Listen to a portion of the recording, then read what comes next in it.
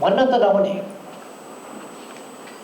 भन्न नमिले पनि एउटा गीत सम्झिनु पर्यो जीवन शर्माको जस्तो लाग्छ। किलो निचोरिएर तौल कम हुँदैन के भन्ने गीत छ।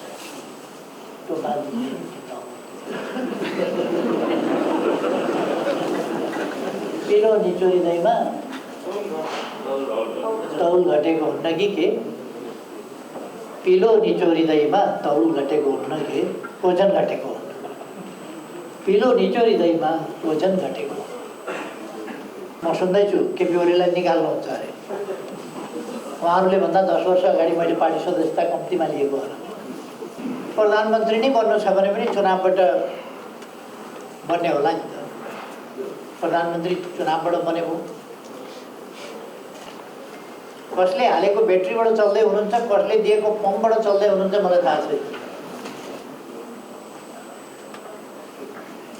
चीनतिरबाट हामी एउटा देशबाट घेरिएका थियौँ, चीनतिरबाट पनि बाटो खोलेपछि त सहिसक्नै भएन, तीव्र भयो हमला।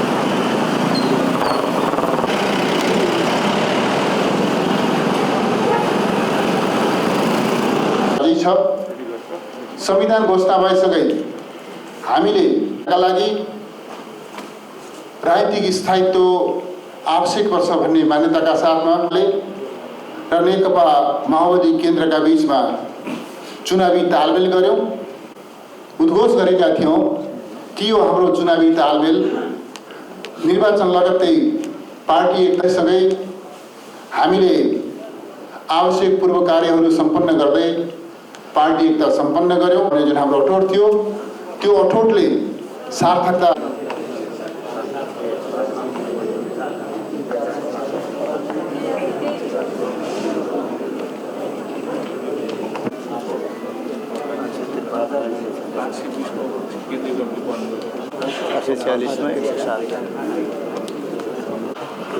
फोटोमा त आउनु पर्यो नि, मान्छे राम्रो है।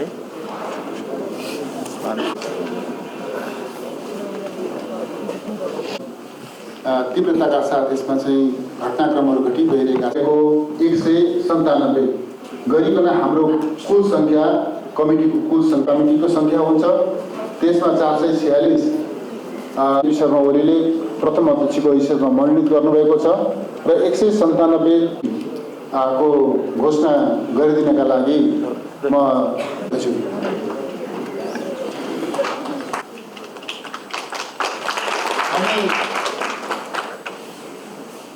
अब एउटा नयाँ महान यात्रातर्फ अगाडि बढ्दैछौँ। एउटा नयाँ पार्टी जीवनतर्फ अगाडि बढ्दैछौँ। अहिलेसम्म विधिवत पार्टी विभाजित छैन, हामी पार्टी विभाजन गर्न पनि चाहदैनौँ। निर्वाचनको घोषणाले निर्वाचन हुँदा पार्टी फुट्न पर्छ। पार्टी निर्वाचन हुँदा झन् एकजुट भएर अगाडि बढ्नु पर्दैन।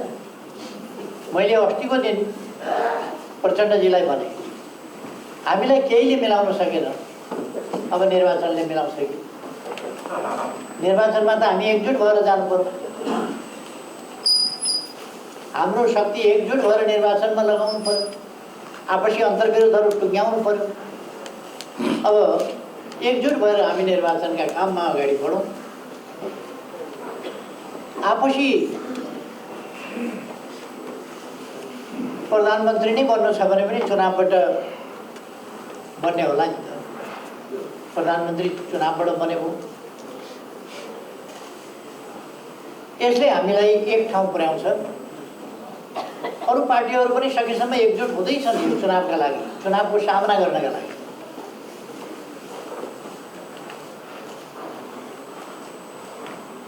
हामी उहाँहरू त मान्नु भएन। उहाँहरू बेग्लै संसारमा बेग्लै सपनामा कसले हालेको ब्याट्रीबाट चल्दै हुनुहुन्छ, कसले दिएको पम्पबाट चल्दै हुनुहुन्छ मलाई थाहा छैन।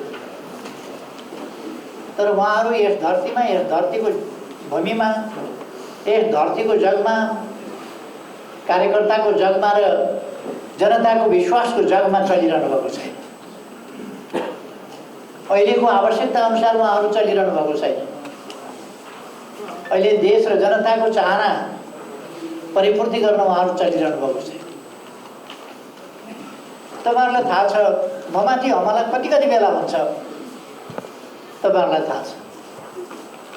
मेरो आफ्नै जीवनमा मेरो आफ्नै अनुभवका हिसाबले भन्ने हो भने जब देशमा निरङ्कुश राजतन्त्र थियो, तानाशाही पञ्चायती व्यवस्था थियो, अधिनायकवादी शासन थियो, त्यस बेला लोकतान्त्रिक गणतन्त्रका लागि हामीले आन्दोलन सुरु गऱ्यौँ।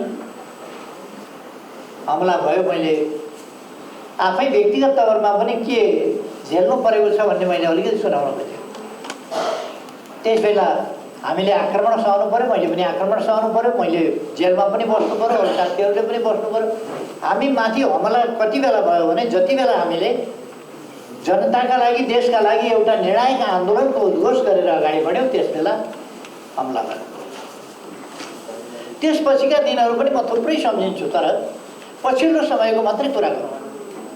म प्रधानमन्त्री भएपछि नाकाबन्दीका विरुद्ध हामीले संविधान जारी गऱ्यौँ। संविधान जारी गरे बापत हमला भयो। नाकाबन्दी हामी माथि लगाइयो।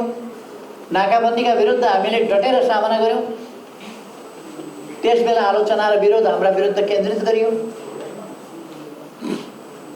देश बर्बाद बनाउने भयो। नसक्ने ठाउँमा सिङ जोडाउन पुग्यो। छिमेकीहरूसँग सम्बन्ध बिगार्यो। हामीले सम्बन्ध बिगारेको थिएन, हामी त नाकाबन्दी भोगिरहेका थियौँ र त्यसको विरुद्ध भोको पेटमा सामना गरिरहेका थियौँ। तर पनि हाम्रो राष्ट्रको स्वाभिमान, सार्वभौमसत्ताका लागि लड्दा देशभित्रै आलोचना गर्ने मान्छेहरू थिए, शक्तिहरू थिए। हाम्रै पार्टीका शीर्ष नेताहरूले एउटा व्यक्तिको दुर्बुद्धिको कारणले बोल्न नजानेर देश नै अप्ठ्यारोमा पर्ने स्थिति भयो। अब नेतृत्व फेर्नुपर्छ भनेर सार्वजनिक ढङ्गले बोलेर अभियान थाल्यो। चीनतिरबाट हामी एउटा देशबाट घेरिएका थियौँ। चीनतिरबाट पनि बाटो खोलेपछि त सहिसक्नै भएन, तीव्र भयो हमला। चीनतिरबाट पारवन र यातायात सम्बन्धी सन्धि भएपछि, हामीले चीनतिरका विभिन्न नाकाहरू खोलेपछि, विभिन्न बाटाहरू बनाएपछि, चीनसँग जोड्ने बाटा बनाइयो भनेर हामी माथि हमला भयो। हाम्रा एकजना पार्टीका वरिष्ठ नेताले टेलिभिजनमै भनेको सुन्यो, तपाईँ त पार्टी एकताको विरुद्धमा हुनुहुन्थ्यो क्या? होइन होइन, म भ्रम नरहोस्, म एकताको विरोधमा थिइनँ। यो एकता गरेपछि नै एकता गरेको समूहसँग मिलेर केपीओलीलाई हटाउन सकिन्छ भनेर एकताको पक्षमा थिएँ। एकताको एकदम पक्षमा थिएँ, किनभने त्योसँग मिलेर केपीओलीलाई हटाउन सकिन्छ। अथवा एकता उहाँलाई चाहिएको किन रहेछ? कम्युनिस्ट आन्दोलनलाई बलियो बनाउन होइन। उहाँहरू अहिले सफल हुनुभएको छ। उहाँहरूले ठान्नुभएको छ, आज म सुन्दैछु केपी ओलीलाई निकाल्नुहुन्छ अरे। उहाँहरूले भन्दा 10 वर्ष अगाडि मैले पार्टी सदस्यता कम्तीमा लिएको होला। एउटा आन्दोलन सुरु गरेर जति बेला आन्दोलन टुक्रा टुक्रा धुजामा थियो, त्यस अवस्थामा एकता एकीकरणको एउटा अभियान थालेर आएको मलाई आज फेरि यो पार्टीमा ताजुब के भने प्रचण्डले मलाई निकालिदिने अरे पार्टीबाट प्रचण्डले निकालिदिने। म साथीहरूलाई भन्न चाहन्छु, हामी यस्ता कुराहरूमा अल्झिँदैनौँ। प्रचण्डले पार्टीबाट निकाल्छन् कि कहाँबाट निकाल्छन् कि उनका घरबाट पनि निकाल्छन् कि अन्त कहाँबाट निकाल्छन्, त्यो हामी एउटा आन्दोलनमा छौँ। हामी हाम्रा महान उद्देश्यहरूमा छौँ। हामीले हाम्रा महान उद्देश्यहरू तोकेका छौँ। हामी समाजवादमा पुग्न चाहन्छौँ। अहिले त्यसकारण समाजवाद उन्मुख छौँ। समाजवाद उन्मुख भनेको लोक कल्याणकारी राज्यका अवधारणा अनुसार काम गर्दै सामाजिक न्याय र समानताको अभिवृद्धि गर्दै सुशासन र विकासको बाटोमा अगाडि बढेर हाम्रो समृद्ध नेपाल, सुखी नेपालीको राष्ट्रिय आकांक्षा पूरा गर्ने हाम्रो उद्देश्य त्यो हो। हामी त्यस उद्देश्यतर्फ अगाडि बढिरहेका छौँ। त्यस उद्देश्यका निम्ति हामीले एउटा वास्तवमै सशक्त आन्दोलन निर्माण गर्नु। त्यो आन्दोलन निर्माण गर्न, सञ्चालन गर्न र त्यसलाई ठिक ढङ्गले अगाडि बढाउनका लागि हामीसँग एउटा सशक्त पार्टी छ। त्यो सशक्त पार्टी एकताबद्ध हुनुपर्दछ। अघि मैले भनेका सही विचारहरूमा मार्क्सवादी दर्शन, मार्क्सवादी लेनिनवादी सिद्धान्त र हामीले लिएको हाम्रो गन्तव्यतर्फ अगाडि बढ्ने स्पष्ट मार्गचित्र, त्यसका निम्तिका कार्यक्रम, योजना, नीतिका साथ हामी अगाडि बढ्छौँ। त्यस्तो गर्नका लागि र त्यस्तो राष्ट्रिय आन्दोलन चलाउनका लागि हामीलाई सशक्त, मजबुत, एकताबद्ध, गतिशील पार्टी चाहिन्छ। त्यस्तो पार्टी निर्माणको एउटा नयाँ चरणमा फेरि हामी प्रवेश गरेका छौँ। तपाईँहरूलाई लाग्ला केही साथीहरू त आएन, यस्तो हुन्छ, आन्दोलन हुँदो रहेछ। हामीले नचाहेको कुरा हो। भरसक सबै साथीहरूलाई लिएर अगाडि बढौँ भन्ने सोचेको, तर उहाँहरू प्रमुख नेतालाई प्रधानमन्त्री पनि वामपन्थी देख्नै नसक्ने उहाँहरू पहिले पनि तपाईँहरूले देख्नुपर्छ। उहाँहरूको राजनीतिक दृष्टिकोण छैन, वर्गीय दृष्टिकोण छैन, आन्दोलनको दृष्टिकोण छैन। आफ्नो पद, आफ्नो लाभ, आफ्नो हित, त्यो कुरा मात्रै छ। अघिल्लोपल्ट मैले नेतृत्व गरेको सरकार ढलाउनु किन पर्यो? उहाँहरूसँग जवाफ छ? उहाँहरूसँग कुनै जवाफ हुन सक्दैन। अहिले आएर उहाँहरू भन्नुहुन्छ अघिल्लो सरकार लोकप्रिय थियो भनेर। लोकप्रिय थियो भने ढालेको किन त? उहाँहरू नै भन्नुहुन्छ अहिले त्यो सरकार चाहिँ लोकप्रिय थियो, त्यसो भए ढाले किन? उहाँहरू नै हो ढाल्ने। अलिक पछि भन्नुहुन्छ अहिलेको सरकार त लोकप्रिय थियो, त्यति बेलाको चाहिँ भएन, अलिक पछि।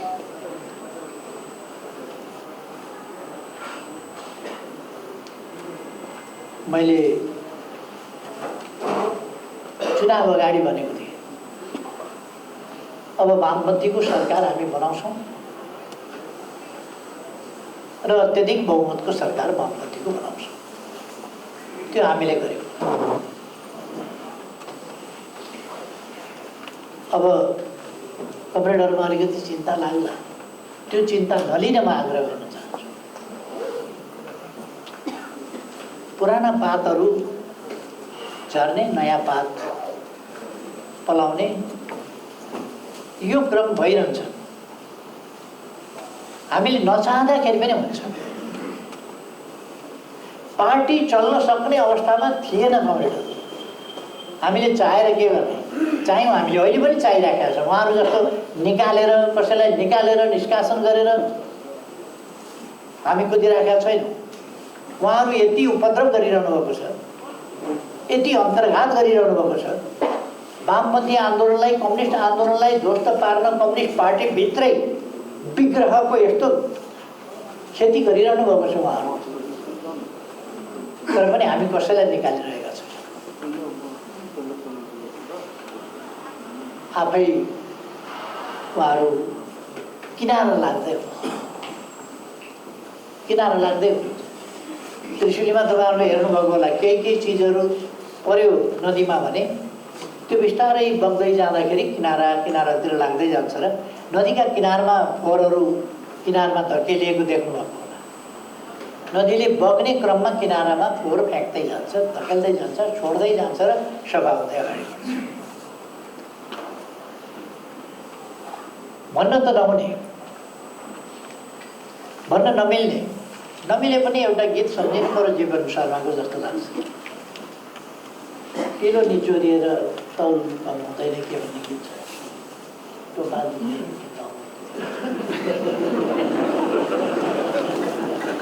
किलो निचोरिँदैमा तौल घटेको हुन्न कि के, पिलो निचोरिँदैमा तौल घटेको हुन्न के, ओजन घटेको हुन्न। पिलो निचोरिँदैमा ओजन घटेको, पिलो निचोरिन्छ त्यसको खिल बाहिर जान्छ तर ओजन घट्या हुन्न, खिल निक्लिँदैन। पार्टीमा तपाईँहरू कल्पना गर्न सक्नुहुन्छ, एकता गरेपछि कमिटीहरूले काम गर्न पाए, तपाईँहरूले काम गर्न पाउनुभयो, तपाईँहरूले गति साथ अगाडि बढ्न पाउनुभयो। विभिन्न बहानामा तपाईँहरूलाई खुट्टे लगाउने काम हो। त्यो गाई भैँसीलाई खुट्टे लगाइन्छ नि,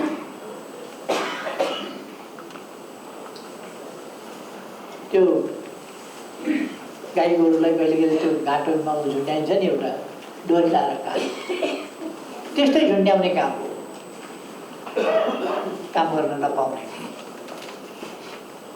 जनताका बिचमा स्पष्ट राजनीति लिएर गतिशील ढङ्गले जान नपाउने, संगठन एक ढिक्का भएर अगाडि बढ्न नपाउने, त्यस प्रकार हामी चुनावका लागि तयारी गर्छौँ। चुनावमा हामीले कम्तीमा 50 लाख लोकप्रिय भोट, 50 लाख लोकप्रिय भोट ल्याउनु पर्नेछ। समानुपातिकमा गिन्ती हुन्छ त्यो 50 लाख कमसेकम हामीले भोट ल्याउनु पर्छ। र हामीले दुई पार्टी मिलेर 116 सिटमा जितेका थियौँ। 116 सिटमा जितेका थियौँ भने अहिले त्यसमा 4 सिट थप्नु पर्नेछ, 120 सिट जित्नु पर्नेछ। हाम्रो अभियान कुन हिसाबले हामी सञ्चालन गर्न सक्छौँ, हाम्रो सफलता त्यसमा निर्भर गर्छ। हामी एउटा आँधी तुफानको रूपमा राष्ट्रिय राजनीतिलाई अगाडि बढाएर लिएर जान्छौँ, आँधी तुफानको रूपमा हाँकेर लिएर जान्छौँ। धन्यवाद।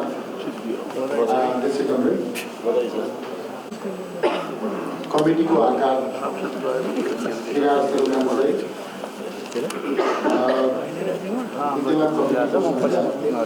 अघि पनि मैले प्रसङ्गवश बताएको थिएँ, जिल्लाबाट यस बैठकको लागि यस बैठकमा उपस्थित हुनुभएको उठेर पार्टीको यहाँ केन्द्रीय सदस्यहरूले हात उठाउनु होला। मैले म भनेपछि आफ्नो नाम लिनु होला। म नेपाल कम्युनिस्ट पार्टी नेकपाको केन्द्रीय कमिटीको सदस्यको जिम्मेवारी लिइरहेको यस महत्त्वपूर्ण घडीमा पार्टीको झन्डा सामु उभिएर प्रतिज्ञा गर्दछु म पार्टीको मार्गदर्शक सिद्धान्त कार्यक्रम र नीतिलाई दृढताका साथ अनुसरण गर्नेछु तथा एकता जोगाउँदै जीवन बिताउनेछु। नेपाली क्रान्ति जिन्दाबाद जिन्दाबाद जिन्दाबाद।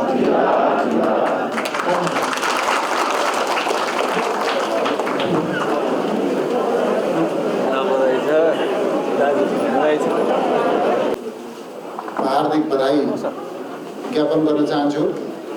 जो कमरेडहरू आउँदै हुनुहुन्छ र जसको जो मनोनित हुनुभएको छ उहाँलाई पनि म बधाई भन्न चाहन्छु। बेहोरामा अवगत गराउन चाहन्छु। पार्टीको तर्फबाट प्रतिनिधि सभामा